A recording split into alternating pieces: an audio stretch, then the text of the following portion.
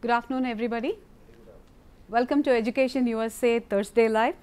In today's session, we are going to discuss about one of the most important aspects of US higher education, planning your financial resources. I welcome all those who have gathered here at the American Center and our viewers who are joining us online on Facebook, Twitter, WhatsApp and the YouTube channels. The session is meant for both students who already have admits to US institutions and those who are aspiring to pursue their higher education in the US. So, we will address it in two segments and I think you will definitely benefit by this session because we are going to share a lot of important information. Before we go ahead with that, I will just give a quick introduction to who we are and what we do and then we will take the session through. I am Shanti Mohan and I work with Education USA office at the USIEF Center in Chennai.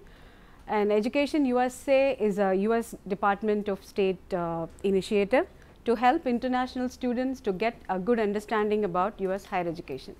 We offer the most accurate, current, comprehensive and unbiased information on US higher education. So, we are the official source of information on US higher education and in other words, the first go-to point for US higher education. There are about 430 Education USA centers all around the world in 180 countries. And a bit more about the host institution which manages this program, Education USA. US India Educational Foundation, in short we call it USIEF. It is a binational entity which is formed by a treaty between the two governments in the year 1950. The primary focus of USIEF is to promote education and cultural exchanges between US and India. And with that note, they manage the two major programs. One is the Fulbright and Fulbright Nehru fellowships. Many of you might have heard about Fulbright. It is one of the most prestigious scholarships around which helps students to go for their higher education. And of course, Education USA, the focus of Education USA as I explained in the beginning to give a good understanding about US higher education. Now, over to the session. Okay, this is the primary goals that I have defined here, that end of this session you should be able to have a good understanding of all these that we have defined here. Primarily, what are financial resources, what are the various resources available, how do I plan it for my US education. So, whether the planning stage helps me decide the right kind of institution, and suppose if I get an admission into one of those institutions, how am I going to prove to the institution that I am capable of paying that cost of education. So, this is the first stage where we estimate our financial commitments before getting an admission into a US institution. I know most of you would know that you cannot just simply apply to a US institution, you need to conduct a thorough research before choosing the institution, understand how best they fit your requirement and then you carry on with the subsequent process. So, how do we understand that whether I am how this university would fit me best? I am not going to really explain about the shortlisting process, but I am going to give you few heads up on when you talk about financing your education, what are the attributes you have to keep in mind and what is that cost these universities are talking about. So, this is a basic thing that all of you should be aware of. What are the various direct and indirect costs involved and what are those additional costs which you end up spending when you plan to go and study in the US. So, the direct costs are very I mean they are self-explanatory. Every university will have tuition because obviously for tutoring. And the fees is again they will charge you additional fees like lab and other things. Room and housing, of course, if you are going to have a boarding and other facilities. Health insurance is a must for everybody. You know, in the US nothing works without an insurance. The indirect costs are boarding, books and supplies, because sometimes you do not need to really buy all the books and supplies specified by the university. You may have other resources through which you may buy. So, for you it could be a nil cost, you may have a relative studying there. So, they might be giving all the resources, so you do not need to really spend on them. The additional cost also can be a variant factor because many universities do give you a waiver on application. So, you may not be paying what we call as an application fees.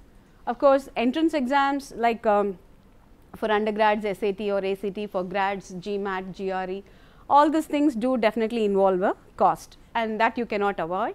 But in the recent days, we understand that many universities are becoming test optional, which means that you don't really need to prepare for those tests. So, even that cost is reduced for you if in case you are planning to apply to an institution which is designated as test optional. Travel cost, of course, nobody can avoid that, you definitely need to spend on all that. Of course, other things like clothing. So, everything put together is the actual cost that you will incur when you plan to do your higher education in the US. So, now let us look at the cost of attendance. So, the cost of attendance, as I explained in the previous, some of them are direct, some of them are indirect. So, tuition and fees includes all this, and the living cost includes the room, board, books, transportation, personal expenses and health insurance. So, when a university website, when you check the what is the cost of the cost I will be paying, there will be information on cost of attendance, or they call it tuition. They may just give tuition, and added to that they will have separate information called living expenses. So, your cost should be adding both the tuition and fees plus the living expenses, which is the total amount you will be spending on that particular education. Again, whatever that is given in the website is sometimes it could be just a referral. At the time of admission is when the university gives you the actual cost of education. The reason being, if suppose if I am quoting $40,000 this year, owing to various implications, I mean everything changes in the world, right. So, there can be a 5% change to my tuition fee. Most of the time it will be always towards the plus 5%, and it is very rarely minus 5%.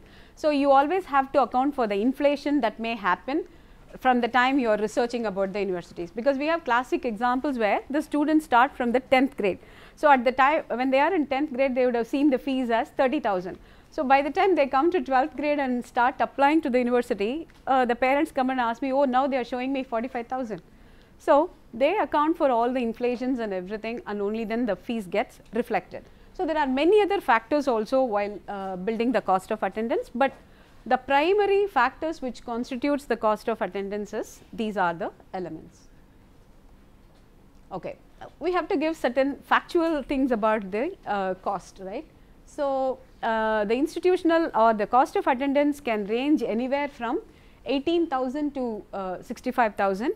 So, again this does not force you to pay a standard sum.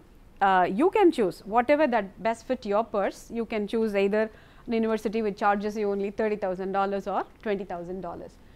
80% of the international students are definitely funded by the family. The 20% are the ones who really get some form of scholarship. But how to get the scholarship is absolutely in the student's hand to do a thorough research.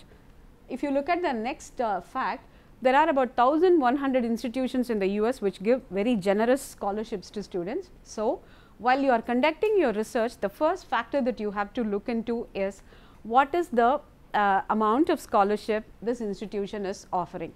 What is the funding capability or the funding ceiling this particular university is having. I am going to share after a few slides a good number of resources which gives you the complete picture about the university. So, like what is including how many students study there, how much of funding that they get. There is something called a National Science Foundation, NSF. You can even go through that website to understand how much funding each university is given. When they give funding, it can be for specific departments. Suppose a student who is studying a discipline related to science, technology, engineering and mathematics, what we popularly call it as STEM fields, will get more funding opportunities compared to a student who is going to do, let us say, economics, or let us say a psychology program or a sociology program. So, generally the research funding is higher in the STEM field compared to the humanities and arts field. So, you need to be prepared for that accordingly. Not everybody gets funding also, you should be prepared for that as well. So, 250 institutions can meet students' full financial need. Out of these 250 institutions, I think most of them, probably 60% of them gives full funding for students who are going for undergrad education, and probably the other 40% may constitute more of students who go for PhD programs. Okay, these are all some general questions that come up in everybody's mind when you talk about the cost of attendance and other things. Usually, people make a lot of assumptions, but don't assume everything that the first thing they ask us is not about the institution. The first thing they come to our office and ask us, will I get scholarship? We don't even know anything about you. How can we assure you that you get a scholarship? So, scholarship is not something that it just given over the counter. You need to prove that you are a very credible student. You have a lot of commitment and engagement towards the field of study that you are intent doing, and your other academic records must prove that you are really a talented student. That is when the scholarships are easily offered. Let us assume if your family is completely dependent only on a fund that has to come from the university, and if you have no means to support the education by whatsoever it may be, then I would recommend that you need to take a second thinking about pursuing your higher education in the US, because it is not a bed of roses, right. So, you may get admission, but if the family is not able to really fund that education, and then if the university is not giving you a support for scholarship, please take a rethinking about going and studying there. That is why we always recommend have a plan B. If plan A does not really work, have a plan B. Okay, how these questions are being answered, and so what is that you really need to take into account? That is what we call as the fact checks. So, what is the reality check one should do before actually they select an institution? If I get a full funding, as I explained, unless and until you are really a credible and a committed student, you may not get the full funding. So, if you are dependent on full funding, the only option you have is to improve your profile, have a good profile, so that can make you eligible to be considered for this scholarship. And if you are aware that the school cannot fill your needs in any way, if the school clearly mentions in their website that ours is not a need based institution, ours is a need blind institution, or if the university says that the scholarship that we award are only for American citizens and not for international students, then I would recommend that you rethink about it. Okay, if you have the funding, you may go for it, but if you do not have enough funding, please ensure that it well fits your requirement and only then send the application. Do not waste your time on applying to that institution. Lot of people think that they may be capable of in fact funding the full education, but for some reason we all have this at the back of our mind. Why can't I ask them for some at least a 15% aid, though I can afford the entire education? Just for the sake of it, people think that they can project a figure in such a manner that you need at least 10% funding or 15% funding. Never do what do you call an unrealistic or a cooked up thing. Same way, a lot of parents I have seen, they project too much about themselves, but actually they do not have that much of funds. So, both cases are wrong. Be very realistic about your thing. If you need fund, please express you need fund. If you do not need fund, please be generous enough not to ask for it. So, that is very, very important when they decide your admissions. If there is no fund for international students, then I would not recommend you really applying to those institutions. So, before doing the reality check, never start with your application process. Okay. What are the various sources of funding that are available in these institutions? So, most of the time parents and family become the primary source of funding. So, as parents, you have to probably do a rain check on what do you have. Suppose if your son or daughter decides that yes, I am going to study in the US. So, what is that we have? Can we take a loan, or is there some sort of a personal fund or a personal property? By selling it, I would have enough money to pay for their 2-year education or a 4-year education. So, you need to first assess your financial capability levels and then plunge in to see what are the other support that you get from the university. So, definitely universities may have scholarships for international students, but you have to do a check whether you fulfill the requirement. And once you get an admit in the US institution, many US institutions have on-campus work opportunities for students. So, when you are taking a look at the universities, make sure that the university offers a lot of on-campus work. It may be like working under a professor or working in a lab or working in library, whatever be the kind of thing. first check are there any opportunities for such a thing. Then outside the scholarship that is offered by the institution, there are several private organizations or organizations outside the institutions do offer scholarships to students. This check we always recommend if you are applying for undergrad, do this kind of external agency check right from the 11th grade onwards, and if you are applying for your graduate program, do this check right from when you are in your second year of college or third year of college, because most of these outside agency scholarships require at least a year-long time to process and identify whether you are eligible to apply for those, eligible to get those scholarships. So, all these things you need to do much ahead of time, so that you are definitely able to get good amount of support. Of course, the last form, educational loan, that is what most of the parents do work on, or most of the students also prefer to go through the education loan. But for taking an education loan, you definitely need to do a lot of research, because each financial institution offers you different kinds of loans. Some of them may give it to you for a lower interest rate, some of them could be for a higher, some with a collateral and some without a collateral. So, this particular segment involves a lot of research, only then you will be able to identify the one which does not pinch you so much. Okay. So, when we keep talking about the scholarships offered by the institution, you should also have an understanding how these packages are offered to students. So, these are the various factors that determine the financial package. The bottom line is, only if they have money, they can give you a scholarship. So, that is the first level. If the university is not having any funding, obviously they cannot support the students who are coming there. The next is the students' contribution. Okay, when they come to the university also understand the caliber of a student, how well he or she can be supported in that community. Say, if a professor has to hire a student, first of all the student must exhibit things like a good English speaking skill, good academic standing, understanding about, let us say, maybe engaged in some sort of a research, or have special skill sets like they can develop a website or things like that. So, all these things decide how capable the student is for hiring, right. So, that also sometimes decides whether you will be able to get any sort of help from the university. The next is, there is always a limited grant that are available most of the time, and let us say that you are applying for a PhD program and you are getting into a particular research segment. The university may have a department that supports the research, but the research in per se may not be aligning with the interest that you have. With that context, if you are going to apply to a university for a PhD program, you may not be really getting enough fund from them.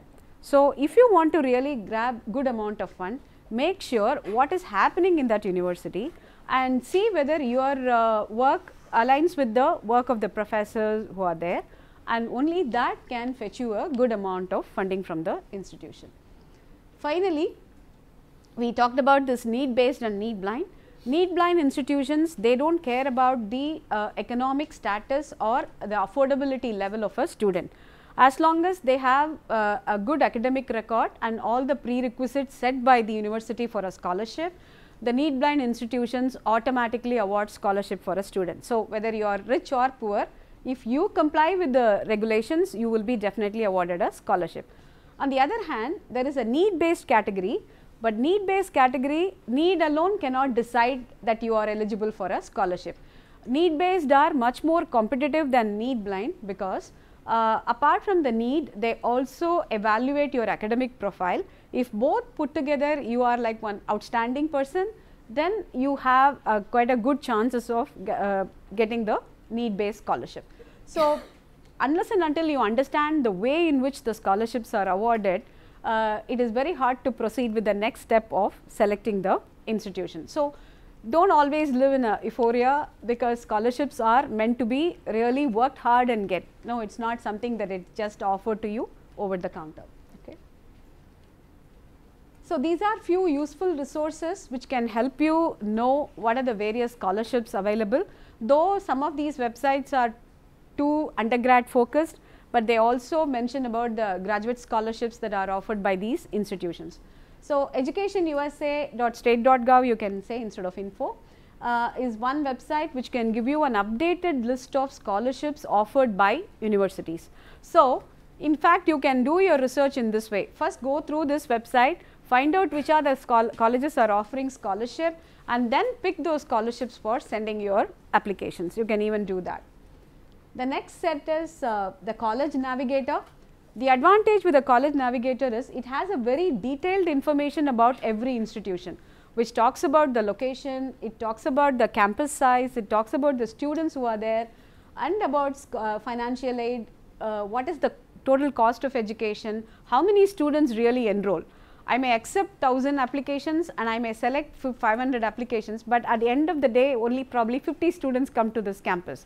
So, all the statistics are available here because these are all some good factors that help you in selecting an institution. Okay. Maybe you want to see a teacher student ratio, which is like now this example shows 8:1, which is a great thing, isn't it? Having seen our schools with full classroom, you are going to have one teacher for 8 students. It is like complete personal attention that you get from them. So, take a look at all these factors before you actually finalize the institutions. And Big Future, definitely for undergrads I would recommend this. This is part of your college board. So, if you are registering for SAT, the next thing that you should always be looking at is the Big Future. Okay. So, I think I am just summarizing all the factors which helps a university to award you a scholarship. These are the major determinants which helps you to be qualified for getting scholarship. Academic records, standardized test scores, and in the case of degree level, that is at the graduate level, it is more of doctoral programs which gets funding, especially in the STEM based fields. Those who are writing good statement of purpose, which is very compelling, can probably influence the decision on scholarship also. And then of course, demonstration of commitment, we already spoke about it, and research experience and publication, especially if you are applying for a PhD program. With all that, one more point I would like to add, wherever you are applying, apply early. Do not wait until the deadline, because sometimes because you are applying pretty late, you may miss out on a chance of getting a good scholarship. So, if you apply early, at least you can be very sure that you have done your due things diligently, so that the university will consider your case for a better scholarship. So, till this slide we were talking about the financial resources that are available and how to find out for students who are planning to apply for next fall, meaning fall 2020. From the next slide onwards, I am going to give a picture for people who have already have admits and what sort of say documents that they should be presenting to the university to prove their capability for financing their education. The viewers who are online with us, please keep posting all your questions, so that we would be very happy to answer all your questions, and those gathered here at the center, please wait until the last slide and then you can ask me your questions. Okay. So, this is the larger picture of various financial assistance that are available in the US institutions. The one that is given as direct, most of the time the graduate students and the research students are the ones who qualify for it. However, in some institutions even undergrad students get teaching assistantship, most of the time as lab teachers. So, they can help students do their experiments and other things. The indirect is obviously the campus employment, internships and OPT. This OPT is something that you start only after finishing your whatever level of education that you have applied for. But campus employment you can do when you are inside the campus, and especially when you are enrolled in a university. So, when the university is I mean when it is functioning, meaning like what we call as an academic year, when the university is functioning, you can work inside the university and you can do internship within the departments and stuff. But when the university is closed for summer vacation, you also get the opportunity to work on internships outside the campus. But when the university is functioning, you cannot go out and work unless and until your program has a component called curricular practical training. We call it CPT. If you have a CPT component built into your curriculum, then the CPT allows you to work in a organization to get the right kind of knowledge that is required for evaluating you as part of your program. Okay. Otherwise, you cannot work outside when the college is functioning. Okay. So, let us see now how we put our financial resources after we get an admission in the US institution. I know majority of you here already have admissions in the US institution, and this is usually the time when the universities ask for financial proof to show that you can definitely pay the fees. But there are a lot of myths that go around during this period, because people will come back and tell you, you have to show the funds for all 4 years if you are doing undergrad, and if you are doing masters they will say for all 2 years. But these are all myths. What we normally recommend, or in fact we strongly recommend, is that first check the university website that you intend seeking the admission, and understand what is their stand and rule on proving your financial capability. Everything depends upon that, because no two universities will have a common format by which you will be sending the information to them, because each one adopts their own way of understanding your financial capability. So, let us take few cues here. First thing you have to be sure is the exact cost of attendance. When I say exact cost of attendance, and if you are unclear with the way the university has specified in the website, please write to either the graduate admissions office or the undergrad admissions office and ask for a calculator. So, they will clearly explain to you how to compute the cost of attendance, and then you assess whether you have enough money that is specified in the cost of attendance. As I told you, there can be a variation between now and receiving your document called I-20. So, be prepared to see if there are any changes, but by and large there may be a variation anywhere from $2,000 to some $10,000, but usually it does not go to that level. It 2 to 5,000 you can always keep as a buffer, that there may be a change between what is sent by the university and what you are actually going to incur. You have to first of all identify what are the various resources you have, and see how you can put them across. When I say resources, everybody will have assets, everybody will have some liquid cash, and everybody will have some sort of investments and other institutional things. But the universities accept only certain form of financial resources that you have, for which they also have a list of financial resources that are accepted by them, well laid out in the university website. Why we go through this exercise is, the US government really is ensuring that an international student who comes there has enough money with them. See, as it is you are moving from one country to another country, there are so much of anxiety in a student's mind, right? Culturally adjusting, academically adjusting with the environment that they are going through, and added to that, if they are going to have a financial burden of not having any money to pay for the education, it is not going to make the student perform well.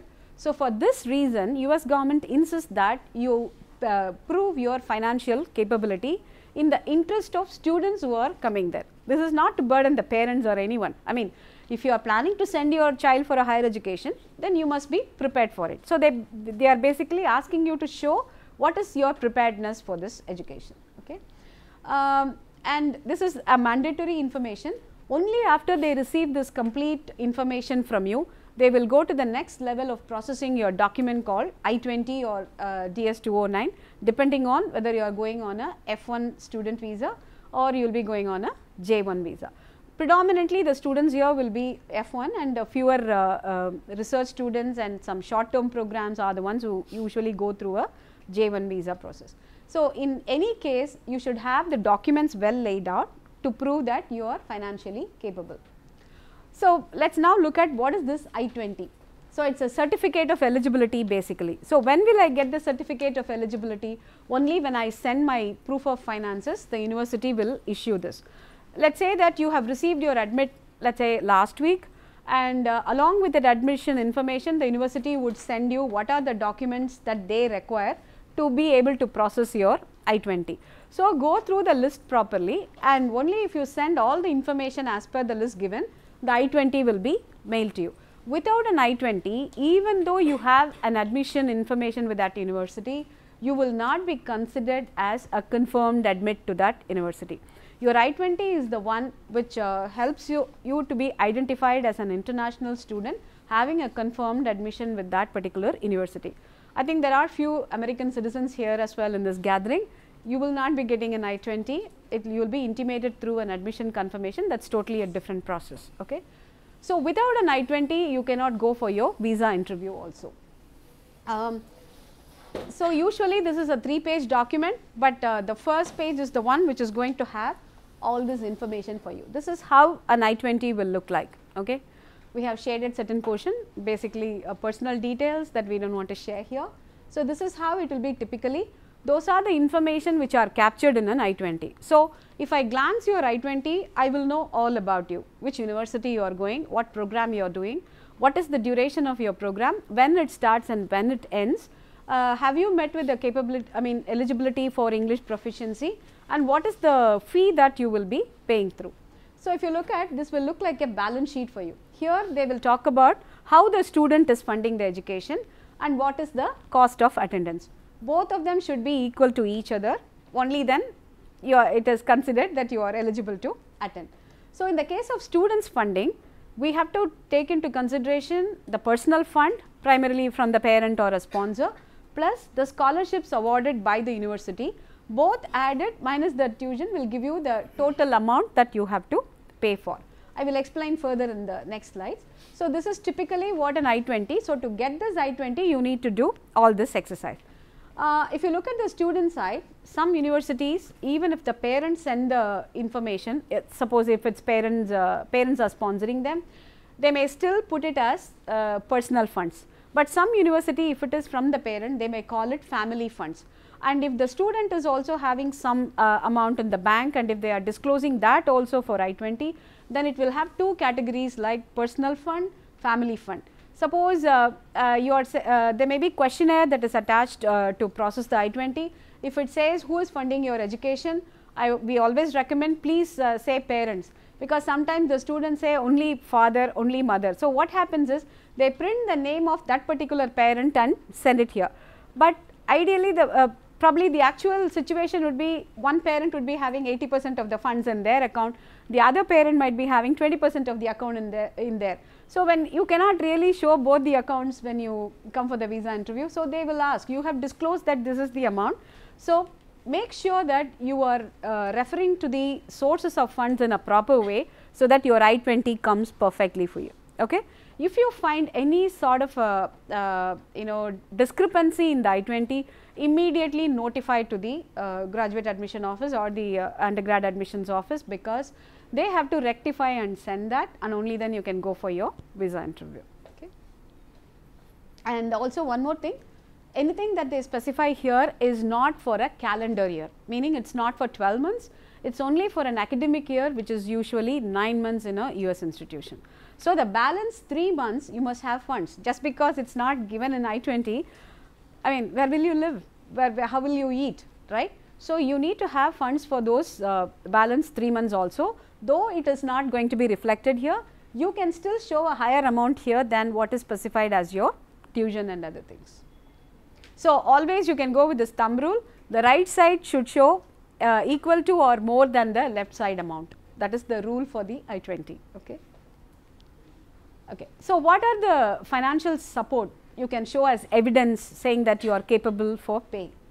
So, the financial evidence is something, it should cover the complete cost of studying at the university, and every university has a specific format or specific resources which they accept as a financial evidence, and everything that you do must have a documentary proof that yes, it is yours or theirs or whatever. Even if you are sponsored by an external agency, the agency must give a letter saying that I am sponsoring this particular student. So, documentary evidence is very, very important when you apply for a I-20. So, this is the formula, cost of attendance minus if you get any funding is equal to the student's financial resources. Okay.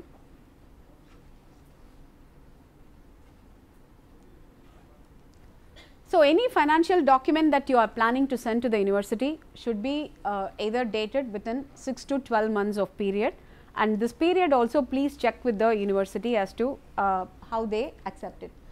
Any bank letter or statements that you are sending, make sure it is on an official format, official letterhead. Okay. If the statements like sponsorship, it must have a proper cover letter addressing who is the sponsor, who is he or she sponsoring, what is the tune of amount to which he or she is being sponsored. Everything should be clearly listed in that letter, and all documents should be certified. You cannot just randomly write one sponsorship letter and send. You need to have it officially attested. But it is not required to do it on a stamp paper like the way we do here in India, because stamp papers, they do not understand what they are basically. So, you can give it in a proper letterhead of the person who is sponsoring you, so that with a proper signature, that should help you clarify your case. Okay. So, this is the important screen. These are the various documents by and large accepted by all US institutions. Okay. One line you have to understand is any financial resource which is easily liquidatable or in the liquid form is accepted by the US universities, meaning cash, right. So, it is very difficult or very hard to keep a cash of like a 40 lakh or a 50 lakh in your account, but that same 40 to 50 lakh can be shown in different formats. So, these are the various formats that are acceptable to US institution. So, what is not acceptable, I can say easily, because no property documents, no jewelry values or any farmland values, all these things are not accepted by the US institution, because you should understand one thing. How can I be so sure? I am sitting in a different geographical location. How can I be so sure that the land value here is equal to that, right? So, in the US, I do not know how much they sell a house for. It is as simple as that. That is the reason they expect you to show a liquidatable form or a liquid form of funds. So, in bank accounts are the most safest, and you can have fixed term deposits, but the term deposits, please ensure that you can pre-close them. Suppose some term deposits, there is a clause where they say that you cannot pre-close them, but make sure that this has a clause where you can pre-close. Let us say right from the enrollment date. Suppose I am leaving my first classes on August 1st, and if this term deposit I can encash only in September, that will not be accepted. So, the time of enrollment, it should be you should have it ready for you to pay for the education. And the demat accounts, the shares per se are not accepted, but when you usually make a transaction in the demat, and you will have available funds for withdrawal, right. So, they only look into the available funds for withdrawal, and they will not look into your share value, because share is a very dynamic thing, what can drop today and what can go up tomorrow, right. So, they do not accept shares, but they only do this. The other thing is, another thumb rule we generally tell the students is, anything which has a government involvement is definitely acceptable by the US universities, like PPF. You can show your PPFs, or you can show this like Kisan Vikas Patrika, but things like LIC policy, all those things are not accepted. Okay. So, maybe you could surrender and have the value deposited in your bank, but you cannot show surrender value certificate to a university to be accepted as a liquidatable fund. So, you have to be very, very careful about what sort of documents you really send them. So, primarily the list is very simple. So, if you are able to play within this list, it is absolutely acceptable for them. And of course, approved educational loans. When I talk about approved educational loans, it is like a catch-22 situation. Some universities give you a loan only when you get an I-20, but the universities want you to show the financial proof for getting I-20. So, how do we tackle this situation? So, you can write to the university. Some universities accept what they call as a pre-approved loans. So, your loan is not actually sanctioned, but there is an approval already you have you have received for it. So, some universities accept a pre-approved loans also, but some of them are very particular that only if the loan is approved you can show that. In such cases, more than the government banks, there are several other private financial institutions which give you these kind of pre-approval things, maybe for a collateral. The process is much quicker compared to the government banks. So, even at the time of sending the proof, if you do not have enough money, use various resources you have, and first make sure that you will definitely get a loan, and then submit this to the university. Suppose you submit various resources with the hope that you are going to get a loan, and if you do not get the loan, and if those resources are asking for the money back, then you are again back to the situation where you cannot pay for the education. So, ensure at all angles that things are fine, and then send this. Most of the people have a confusion about the bank statement and the bank covering letter. The bank statement is something, your actual transaction list, because it is going to be in our local currency INR. So, the university may not really understand all the transactional values and stuff. So, as a customary procedure, send them the statement for the last 6 months or last 3 months as specified in the website. Alongside, you attach a covering letter to that. The covering letter is very important, because that is the one which is clearly going to give them a picture of how much US dollars they have in that particular account, or how much US dollar is that particular sponsor giving you, whose support document is a bank statement. So, every bank these days give this letter. They also have a standard format for it.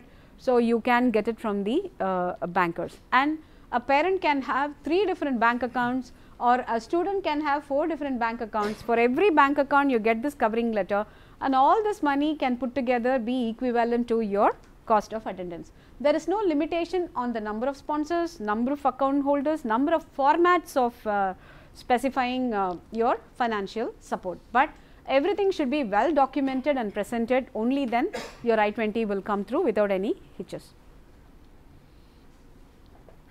Okay, this list, I think I already talked about it. These are definitely not accepted. Okay, but for undergrads, I just want to give you one quick heads up here. Most of you would have gone through a CSS financial profile, or some of you would have gone through a FAFSA or International Student Financial Aid application. In some of those cases, they do ask for a artifacts value, jewelry value, and those things. This is because to understand, because an undergrad education is a longer period, 4 year, right? No one will have that much of fund initially to start. So, they also accept anything which is not easily liquidatable, but only certain universities, not all universities accept it. But if you look at the CSS profile or the FAFSA, there is a clause where they ask for the artifacts value and the jewelry value. But otherwise, for graduate education, you cannot use any of these documents that we have listed here. And those who are applying for a PhD program, if you have a full funding, then you do not need to really worry about it. All you need to send to the university is the letter that they have sent for funding, plus a statement saying that you are accepting to the funding proposal that they have given. When you give that, they automatically zero the right side and put everything, I mean your funding is equivalent to the cost of attendance. So, you need to prove only a zero financial thing over there. But even in that case, some students do give let us say close to 5 or 10 lakhs, showing that they can take care of the living expenses when the university is closed for summer, and also if they are going to have some internal travels between one city to another city within US, or coming back to India, whatsoever be the case, you can show some you know, like a 5 to 10 lakh amount, so that it is it's a buffer for you to move around. So, these are various websites that you can you know use for verifying about all these documents and knowing about the various scholarship opportunities that are available for you. And if you go to the EducationUSA.state.gov, all these resources are available for you. In fact, it has something called a funding US study link. If you go there, you will find a lot of third party agencies which fund students on higher education. Okay, there may be loans, there may be loan grants. So, you can identify the category of financial support they give and see if that best fit your requirement. These are the ways by which Education USA can help students, and I am sure many of you are already aware of it. And online viewers, we again repeat that please do get in touch with the Education USA Center that is near to you, and they can offer you one-on-one sessions, and they can also include you in the group information sessions, and you can also walk in to clarify any sort of questions that you have related to this. And this is our general contact information.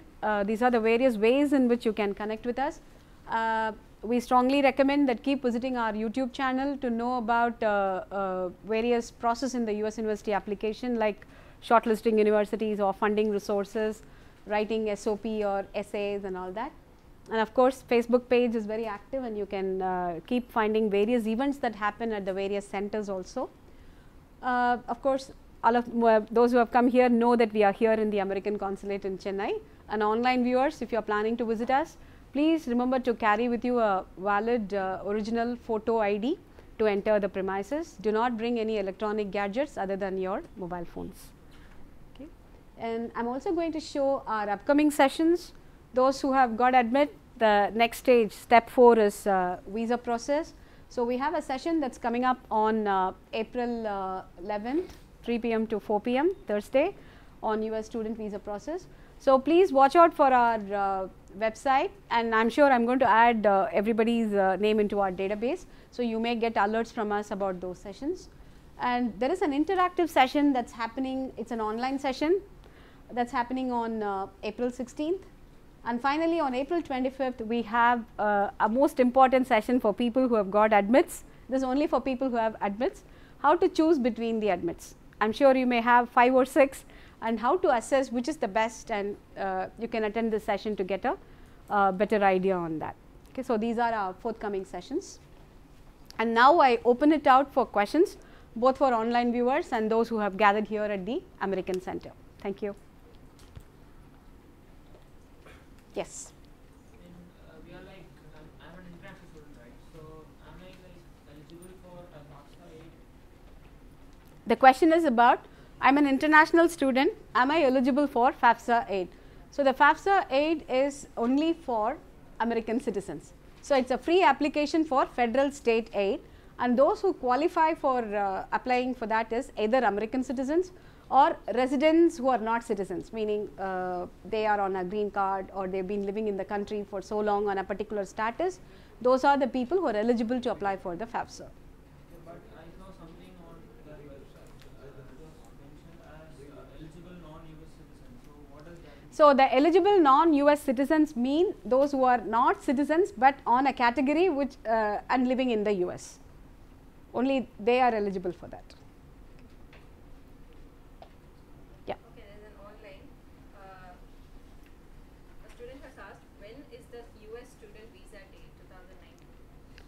The US student visa day, please watch out our Facebook page. It will be announced soon there. There is a question from the same person again. How early can I apply for visa? Okay. The question is, how early can I apply for a student visa? You can apply 120 days prior to your program start date, but prior to that, please ensure that you have an I-20 on hand to the university where you want to attend, and check the program date that is specified in the I-20, and ensure you are applying not before 120 days from that. The same student asked, my father is a farmer, so how can I show my funds? The question is about, my father is a farmer, how can I show funds? As I explained, definitely how you can show your liquid assets. Obviously, you are not going to show your farmland. And through farming, whatever income you have earned, and if you have deposited in the bank or in the form of a fixed deposit, you can definitely show them. Okay. Any other questions from the audience here? Yes. Now, there will be a request from university for presenting the statement, right? 3 months to 6 months to 12 months. So now I had to liquidate something and put it there. That will be on a date sometime. Is that okay to show one full fund? Are they going to look for the span of spend, or okay. How much is there? What is the level of looking into your bank statement? At one stage, can I put all the fund at one stage? Okay. The question is about one, on the periodicity of the bank statement. How before how many months my fund should be there in my account for me to submit it as a proof of finance to the institution. So, okay, the periodicity depends on the institutional requirement, and if it is like your funds are in different formats, and you have liquidated them on a particular day or a particular week and you have deposited into the bank, if you have any supporting documents for liquidating those funds, or if there is a source that you can show, the fund is given as a loan by my next kin and kith, or the fund is given as by selling the property. If you are able to show a documentary evidence for that, you can attach that along with your bank statement and submit it to the university, and it is definitely acceptable. So I have to present, say I am planning to sell certain property. Yes, if you are planning to sell a property, and if there is a selling, definitely has a documentary evidence, you can show that. Okay. Yes. My question is related to the graduate study that I'm going to pursue. Now, the university asked for financial documents. At this stage, I'm planning to show my family funds. Okay. But I also have plans on getting a loan. So can I get my I-20 based on my family funds, then get the loan sanctioned, and during the visa interview, which one do I show that I'm going to use? Okay. So the first part of the question from the audience here is, if I have only family funds right now for showing as a proof of financial ability, and later date after receiving the I-20, if my loan process gets through, how do I make a case for myself? Okay. So definitely for the university, when you are sending the details with the personal, and this happens with many students because the loans are not processed upfront without an I-20. Only after getting an I-20 you usually get a approved loan from the bank.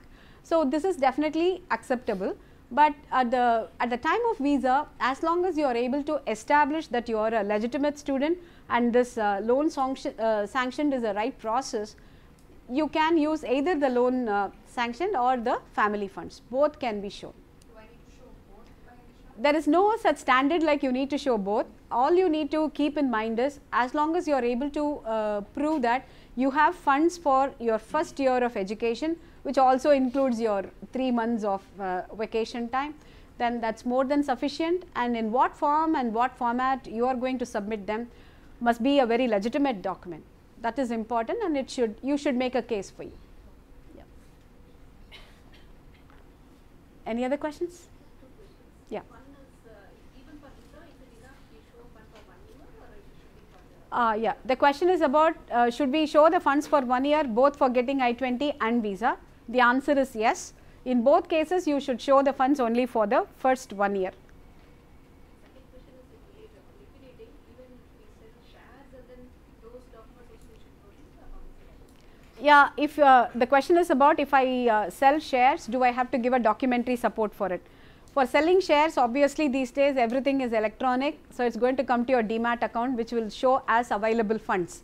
So you don't need a separate document for it, but you need to take a printout of your demat account statement and attach it to the institution. Yeah. Any other questions, please? How many I-20s can we get? Okay, so how many I-20s can we take? Okay, ideally, if you ask me, having one is always enough, because if you have decided that that's the institution you want to attend, one I-20 is enough. But usually, sometimes we change our mind, we take information from various resources and sources. So I would always recommend up to 3 I-20s you can keep, but be very conscious that they are taking extra effort to process your I-20, and you are also doing a lot of work to get that I-20. So the day you decide that you don't want to go to that institution and you are going with another institution, be very courteous and inform them that you are withdrawing your admission decision, so that at least if there is somebody waitlisted, they can be given that position. Okay. Shanti, one more question. Yeah. Can I get a transfer to another institution after I got my visa before starting the course? Can you repeat the question, please? He has said, can I get a transfer to another institution after I got my visa before starting the course? Okay.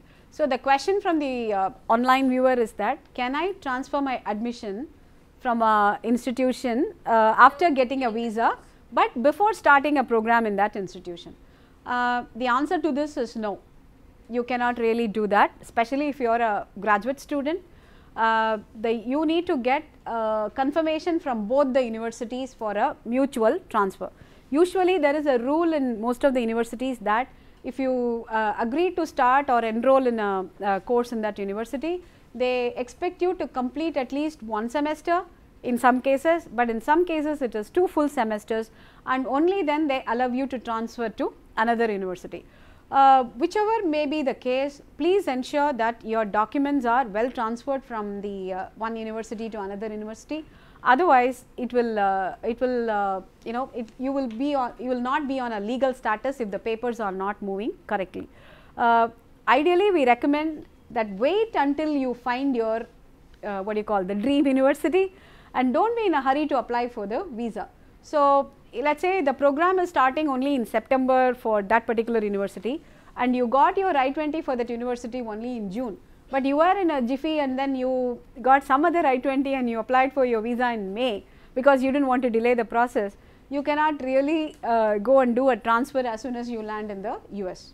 This is the rule that governs it. And if you feel you do not want to take a chance of going to US and say transfer, and again applying for visa another time is also not recommended because you already have a valid visa. Why would you again go through this process because you want to change to another university? So, take your time and apply for your visas in that planned manner, because if you are waiting for a result from a particular university that you definitely want to go and attend, please give some time and wait for it. Do not be in a hurry to go for a visa entry. Okay. Yeah. Whatever you got, even before paying the enrollment deposit, the I-20 can be applied for, is it? I mean, because even if you have still not gone into the thing and accepted, you really don't know what is the next step. Okay. So, this I-20 only after you pay that enrollment deposit. Okay, I'll answer the question. The question from the audience is, what is the next step after getting an admission confirmation from the university? Should I first pay the enrollment deposit to get the I-20, or what is the process?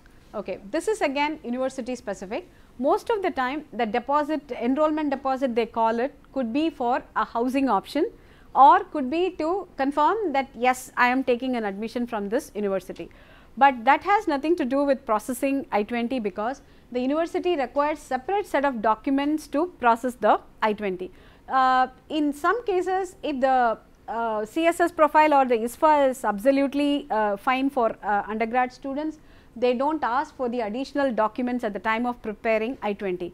But if there is going to be a change between what you have specified in your ISFA or the CSS and the current scenario you are in, if your financial situation has changed, then it is better to give the current information that you are in, I mean current financial situation you are in, and then ask for the I-20.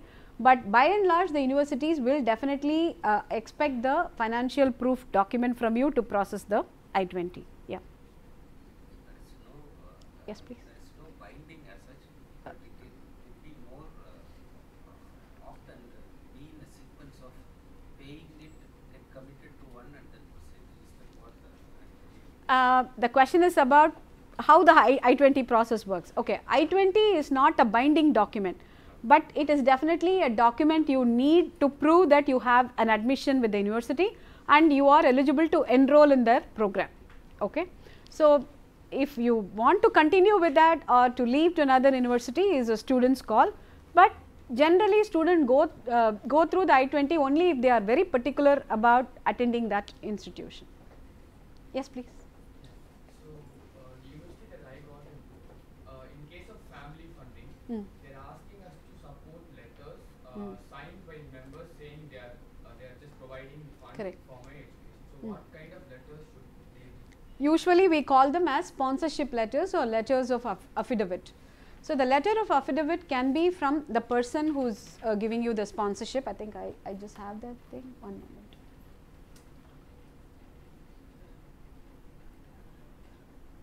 Yeah. So, the third point. So, okay, the sponsorship letter is something which has to come from the sponsor. It must have the sponsor address information and the relationship between you and the sponsor. What is the tune of fund he or she is giving you, and what is the equivalency of it in US dollars, and if the fund is coming from their bank, then they can also attach the bank statement to show the proof that yes, they are giving you that fund. Family members are Yes, family members is like even your parents have to give a letter. Yes. Yeah. At least they have to state the relationship. Okay. But Yeah. I got a loan for my entire tuition fees for 2 years. During the visa process, should I show any liquid cash in my account or something? The question is about I have already got my loans processed. Do I have to show a liquid? I will go back to the same answer that I mentioned in the beginning. You need to show funds for one full year of your education in the US, and whether it amounts to the 2 year or 1 year, that is not the concern. But as long as you are able to prove that you have the finance for the first 1 year, that's more than enough. Any more questions? Yeah. Family member affidavit, right? Now it is somebody like an uncle, say, and they have to submit their bank account statements. Yeah, the question is about the sponsorship letter.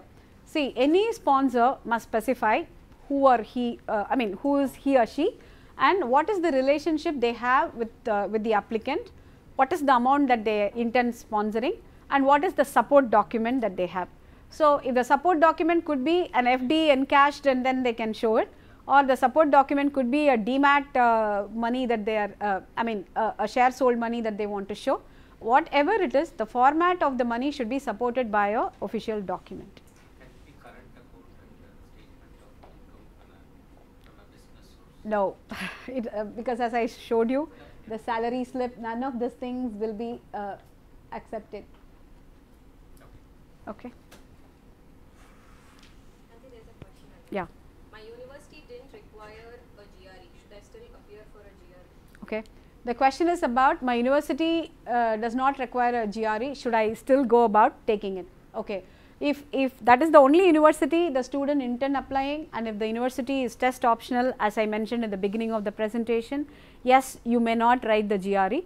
But in the interest of getting good number of scholarships or be eligible for a competitive academic thing, we recommend that the students go for a test, standardized test.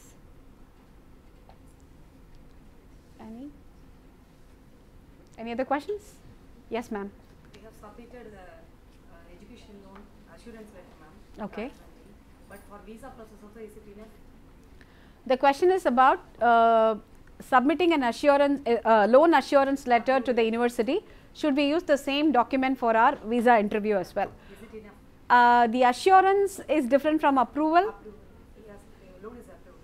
Approved. Yeah, if it is a complete loan approval, yes, you may show if that is going to be the funding resource that you have for the education, and you can definitely submit that. You stated that the I-20 is not binding, but the amount that we pay to commit to that university, is that binding? The amount, the question is about how binding is the amount that we pay to the university to get the I-20. The binding is such that it is not refundable. Okay. So, you are not going to get back that money because they are putting in an effort to prepare the I-20 document. So, it is towards that. So, that itself shows that unless and until you are very confident of attending that university, please do not go ask for I-20s left, right and center. Okay. Next question. Yes. If a family member is not here and is abroad, and he is doing the sponsor, will that go against my visa? Okay. The question is about the sponsor is not living in India and he lives abroad, an international person. Would that go against my visa? I do not think I can really comment about this, but what I can say is a sponsor, as long as he or she able to give you a sponsor letter with the supporting document, it holds good whoever it may be. Their status is immaterial, whether they are international or local, as long as they give a sponsorship letter stating how much money they are going to sponsor you with. It is not necessary to transfer the money to your account because he is a sponsor, right. So, it can be in the sponsor's account. So, they will directly pay for the education and not to the student's account. Yeah. Getting an educational loan in India or abroad, even in the US, is there a possibility to get in the US or which is better than? Okay. The question is about getting a loan in India, getting a loan in the US. Okay. Getting a loan in India, obviously we all know the various processes that are available, But getting a loan outside India, that is in the US, if you are a US citizen, I think it should be possible provided you have a guarantor there and you can definitely get it. But if you are not a US citizen, but you do have some family member who who comes forward to guarantee for a loan for you, then you can apply for an educational loan in the US also. For students who are applying for grad studies, I don't know whether you have come across this website called Prodigy Finance. It's an organization which has a member of some 400 to 500 universities, and they definitely process loans for students without collateral. But you need to comply with certain prerequisites with them, and I think they process and they give you a very nominal interest rate. That's what I hear from my student advisees who have gone in the past. Any more questions? Does this Prodigy Finance also finance a master's program? Only masters, Prodigy finance only masters program. It's not for undergrad students, but there is a website. If you go through the website called International Student, they give links to several of those loan grant institutions in the US. Maybe you could go through them, because we don't really endorse any of those organizations because we don't know the rules and regulations and the conditions that they follow. So we recommend that read the clauses very well and then go forward to apply for a grant through them. Yeah. Ma'am, can you suggest any other resources like Prodigy Finance similar to that? The question is about suggesting more resources for financial thing, and I think whatever I have, I have already presented in the shown in the presentation. So please go to EducationUSA.state.gov to have more links on financial resources. There's one more question. Yeah. When should I pay my service fee? The question is about when should I pay my service fee. Okay. During this session, we have never spoken about a service fee. Usually, the service fee is paid by a student. First, he or she should receive an I-20, and after receiving I-20, you pay the service fee. So, the ideal time frame for paying the service fee is definitely a week or 10 days prior to your visa interview date, because why we pay the service fee is we are registering ourselves as to the Student Exchange Visitor Information Program, and the service ID is the one which identifies you as an international student attached to a particular institution. So, it is one of the standards for a non-immigrant status, because you are not immigrant, we are all non-immigrant. So, to maintain your non-immigrant status, you pay that service fee as a student exchange visitor, and this is a mandatory fee and it is $200. There is a website called FMJ fee. You can go here and understand how to pay the service fee, but you would be able to pay the service fee only after deciding which university you want to attend. You may get 3 I-20s, don't end up paying $600 for each university, 200. Please first select which university you really want to go, and for that university you pay the service fee. Any more questions? I think we have. Does it take the I-20 to reach? I mean, it comes only by post. Yeah, the question is about how we receive the I-20s. Definitely, we all have to receive the I-20 only as a physical form. They will sometimes scan and send it to you just to have the service ID so that you can pay the service fee. But without a physical I-20, you cannot appear for a visa interview. Service fee receipt and I-20 are mandatory documents for a student visa interview. Any more? What is the time frame within which we have to complete each of these steps, like choosing the university, visa and scheduling of visa interview, etc.? You mean the question is about what is the time frame that we need to follow for choosing from the admits, right? Yeah, from the admits. Okay, the time frame I would say definitely 4 months prior to going to a US institution. Meaning if you are attending a US institution in September, by May, June you should finish this process. So I can wait till the end of May, April to May and June also you can wait, because if you are going in September, you will still finish your process by then, if you are really waiting for an university admission. Yeah, but don't delay it too much. Okay. Yeah. So thank you very much for those who have gathered here, for all your questions, and the online viewers. Thank you for posting all the questions. And I think we are already running late. If there are any more questions, keep posting them. Sorry.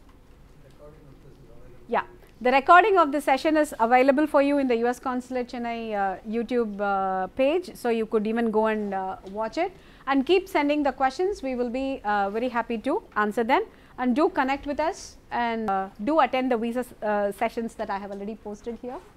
It can give you a good information about how to face a visa interview, what is necessary for a visa interview, the documents, everything will be explained by the our consular officer. Thank you everyone.